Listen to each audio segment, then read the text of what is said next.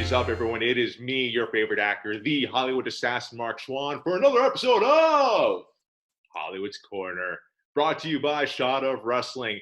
Now, my next guest, he's someone I've done quite a bit of commentary for at BWF.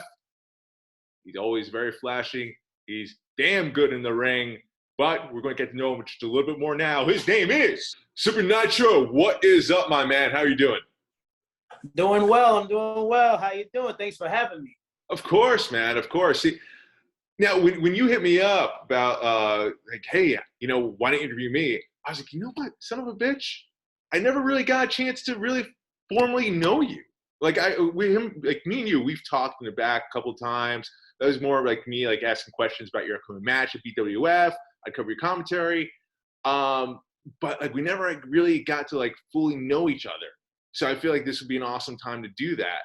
So I want to ask, I know how damn good you are in the ring. And I think if anyone's seen you, they can vouch for that as well. But I got to know, for the ones that don't necessarily know you or don't follow you, tell them about who you are, Supa Nitro, as a person. What do you want people to know about you that they don't necessarily know already? And what makes you stand out from everyone else? Shoot, what is it about me? Why should we be invested in you? Why should we follow Supa Nitro? Tell us, man. Well, of course, besides me training in the art of martial arts, I'm just trying to bring what no one else is bringing. The cliche say, I'm going to be something that no one's ever seen before. No, I'm just going to show you that with continued hard work and dedication, and if you keep pushing yourself, you can be anything you want to be, and don't allow the negativity to get to you. But again, sorry. Just have to give a little inspiration real quick. But as in who I am, as in who I am, of course, I'm Supa Nitro, the warrior, the fighter, the champ of champs. Sorry, just having a little fun. And that's what I do. I like to have fun. I like to enjoy myself. I just take it easy with a lot of things, besides training as much as I can, I just chilled and lay back, I'm a regular everyday person, I just train to my best abilities. And again, I just try to go with a positive mindset as much as I can, in general with life.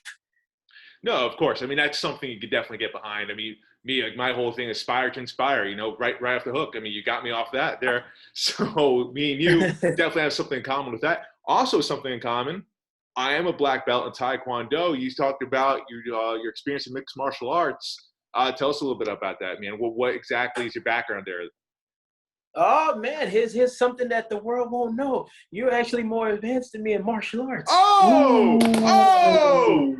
Ooh, you have a black belt. Ooh, I didn't even reach the black belt. But hey, that's behind the scenes. No, but that's a great. I've trained in Taekwondo myself. Okay. I trained, of course, as a teenager. So as a teenager, what you wanted to do besides being responsible, you wanted to hang out with your friends, do things basically you wasn't supposed to be doing. So I could say I didn't complete my martial arts goal, my Taekwondo goal. But I would still practice, still throw my kicks here and there. On occasions, I would return back to class and, practice as much as I can. Just try to keep up, and it's never too late. That's one thing in life, not even just in wrestling, in the career we're in. It's in general in life, you're never too old to learn anything. So look, I just learned that you're a black belt. So hey, you can show me some moves that I have yet to learn myself. Well, it has been quite a bit. I was actually, before the pandemic, I was supposed to do a spot. I think it was at a BCW show where I was supposed to show that off, do one of those high kicks. So I've been practicing, getting into it. I'm yeah, man, I still got it. Pandemic happened, couldn't do it. Kind of let myself go a little bit. The gym closed up where I was, finally reopened not too long ago. So I got to get back into it. So we'll see, man. We'll have we'll have to have a little bit of a contest. Definitely we will, because, hey, it's like a bicycle. Just kick off the little rust, and once you start pedaling again, you'll get back into motion. Hey, like you said, you haven't did it in a while, but I feel once you kicked off the dirt, man, you're gonna be back in it. Don't worry, you're gonna be back. Oh, hell yeah, man, hell yeah. And also, like, during this, I also picked up on boxing. I took some, like, at home boxing classes. So up in my game a bit, man. Who knows? I might get in that ring. You might see me across the corner of the aisle over there, man. Well, then hopefully it's against me one day. Let's go. Oh boy, oh boy. So tell us a little bit more about. Tell me a little bit about more about you, Supa Nitro, because you're talking the right stuff. I feel like, and I hope you don't take this the wrong way. You're like one of those quarterbacks coming out of the draft, saying all the right things, but still, like, you know, what makes you tick? What makes you stand out? Why should we invest into you? Like, if you want to talk to a promoter who's listening to this for the first time, want to know Supa Nitro, who are you, man? We want to know, who is that person? What makes you tick besides training in the ring? Because a lot of people train in the ring. A lot of people look good. Which is true. But what is your story? I think that's really what it is. What's your story? Why are you you? Okay. Here we go. Why am I me? Because I saw myself as a warrior. I am a warrior. And I basically, it's to say, like, just watching movies of my idols, like prime example, Van Damme. Jean-Claude Van Damme was literally the first martial artist that I've ever seen on screen. And I know that, of course, it's the movies, but at the end of the day, when I seen that this man has the capability of basically, honestly, being a true martial artist, I'm like, I could be that guy.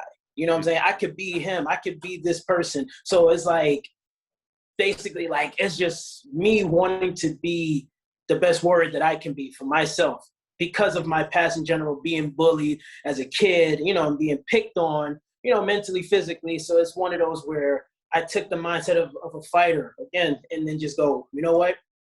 This is who I want to be. This is what I want to be. I want to be this warrior. I want to be this fighter. I'm going to be a future champion in general overall, not just even mentally, but spiritually as well. It's like as much as a physical fighter that I want to be, also mental fighter, because, as much you can punch a wall, kick a wall, you can kick everything all day. But if you mentally still allow yourself to be defeated, what good are your fists? What good are your legs?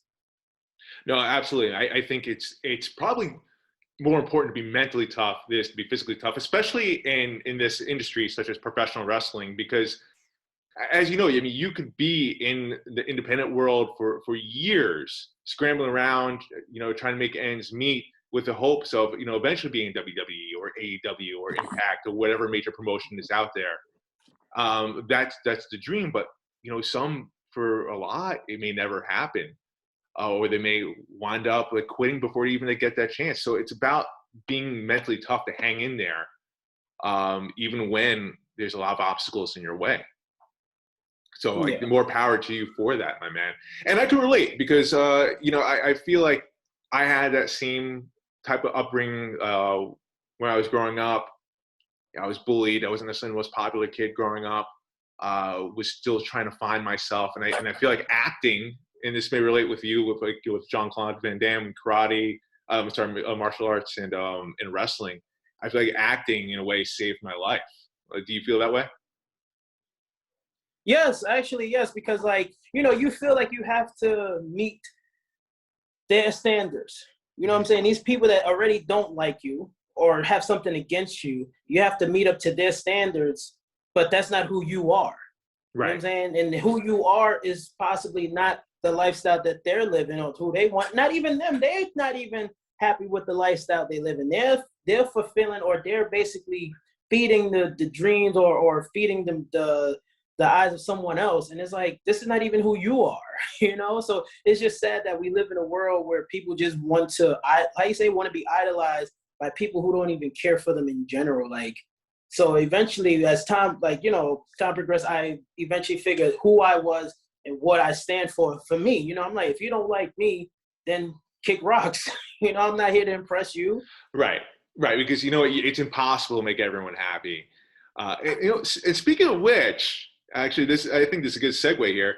Your upcoming match, May 22nd, you're going to be at GSW Syndicate in a tag team action one of your opponents, not so popular, comes with a lot of controversy, Austin Aries.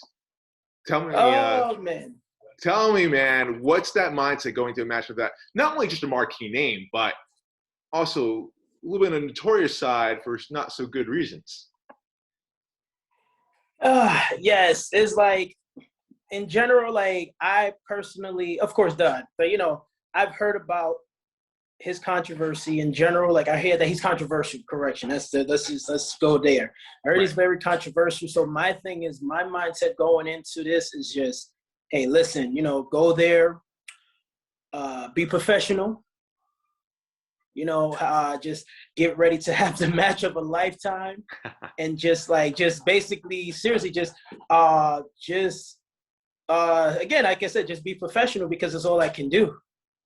Like with him, my thing is, this is like an honor for me. Mm-hmm. So I'm looking forward to even like stepping in the ring with him.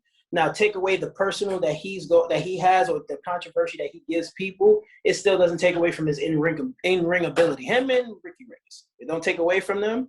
So it's just an honor to basically be able to be in the ring with them and compete against both these men. No, 1,000%. Like, there's no denying, his in-ring ability. I think even his biggest haters can agree he is damn good in the ring at what he does. And I think knowing what you bring in the ring, I think it's going to be quite a matchup to see.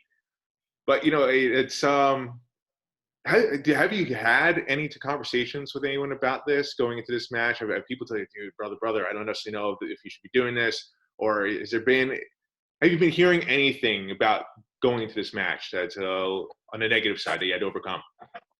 The same thing as you're saying is just like, in a sense of hearing the rumors of his controversy, like who, basically not so good, but in a sense of not stepping in the ring with him. No, it's just more of what everyone else has heard or what everyone else knows about him. Oh, he could be this way, that way, the not so good stuff. But overall, like in the sense of stepping in the ring with him, or in that sense, no, nothing of that sort. Right. Just what you're mentioning, like, his controversial things, et cetera, et cetera. They're not so good stuff. Right. Like, I've stepped in the ring or managed, actually took a spot in this with a controversial figure as well in the past, but I found out about it like after the fact. And it was a shame because it was a big bump. And then also, like, had one of my better promos going to that with that match. I had to delete it all, man, because it was just like, damn it. Like, big time cancel culture there.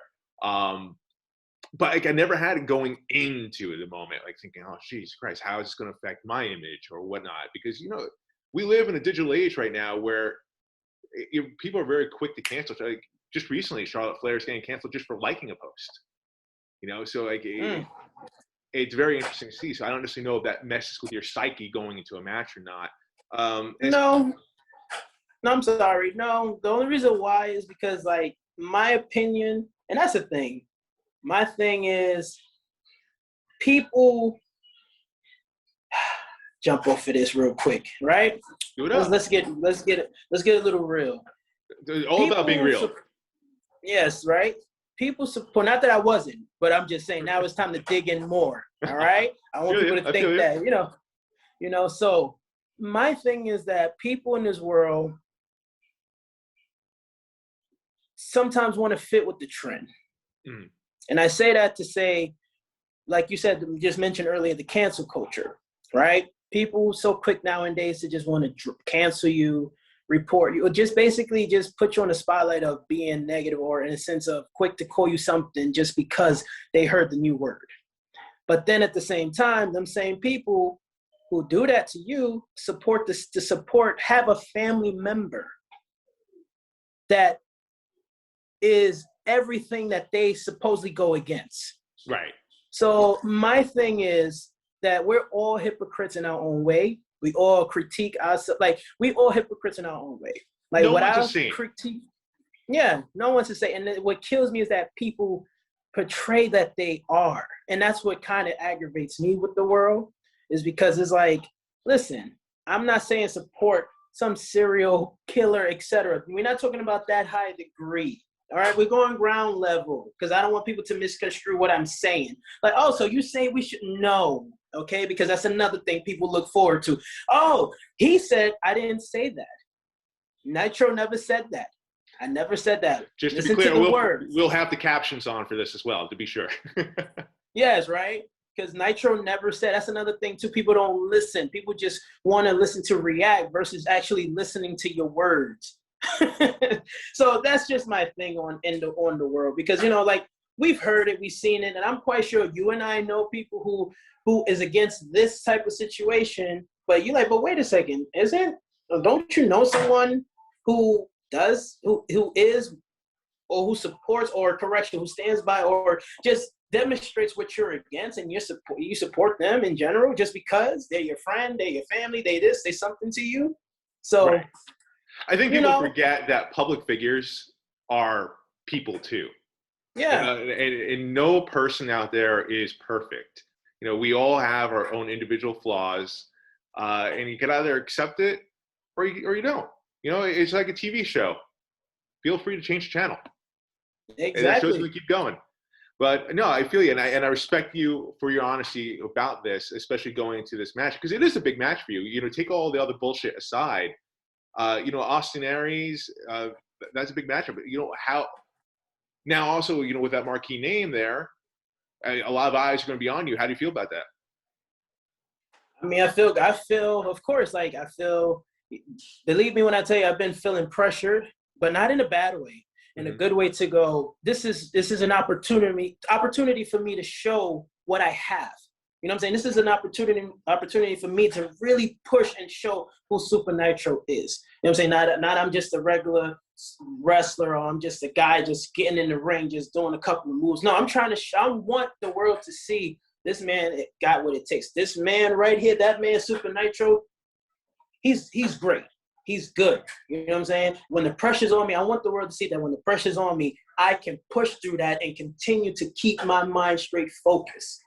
So I need, that's why, like, even me, myself, I've been pushing myself because of this match, just to show, like, you know what you got to do, and you know what obstacle you're going into. You know what, we basically, it's like, you know what world you're stepping in. You know, this is bigger right now.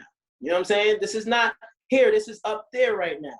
And you got to have that mindset to meet them guys right there. They're, you there with them. You're not here. No, absolutely. And no disrespect to anyone else that you faced before, but this is a big time match here. I mean, this is a money match. So, I mean, yeah, whatever you did before was impressive, but now it's time to up the game. And it seems like you're ready for that. And Supa Nitro, I can't wait to see it personally. May 22nd, GSW Syndicate. What's it going to be on? YouTube? Yeah, no, Fight TV. Fight TV, excuse me. Fight TV. Yeah. Be sure to check that out. Wishing the best of luck in that Supa Nitro. Hope to have you back on to go over that match, to review it. And I'm rooting for you, my man. Thank you. Yes. Well, that's all the time we have for today. Supa Nitro, thank you for joining us. I am your favorite actor, the Hollywood assassin, Marc Chouen. For another episode of Shot Wrestling, tune in every Monday. We go over wrestling shows. We go over the wrestling news. Wherever you find your podcast, that's where we are. Tune in and make sure you review. Much love, everyone.